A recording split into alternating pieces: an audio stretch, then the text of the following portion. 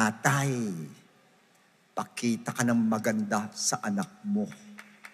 Why? Because the best teacher is you. Ikaw ang best teacher na makikita ng anak mo sa'yo. Dapat yung gusto mo ipagawa mo sa kanya, nakikita sa'yo. Anak, simba ka ha, dahil ikaw, every Sunday, hindi dito ka. Anak, sali ka ministry ha, dahil ikaw mismo, nasa ministry ka.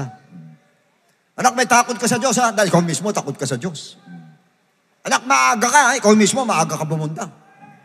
Anak, bigay ka sa Lord ha, ikaw mismo, nagbibigay ka sa Lord. Yung lahat ng sinasabi mo sa anak mo tungkol sa Diyos, dapat ginagawa mo. Paano mo pasusunod yung anak mo? Ikaw mismo hindi sumusunod. Pag sinabi mo, anak, sunod ka sa Diyos, ha? Ikaw mismo, etong Diyos, sumusunod ka sa Lord. Kahit siyang pumunta ang Lord, nandun ka, sunod ka sa Diyos. Kahit siyang andun, sunod ka pa rin. Kaya yung anak mo dito, susundan ka rin ngayon. Susundan ka na anak mo. Kasi sumusunod ka din.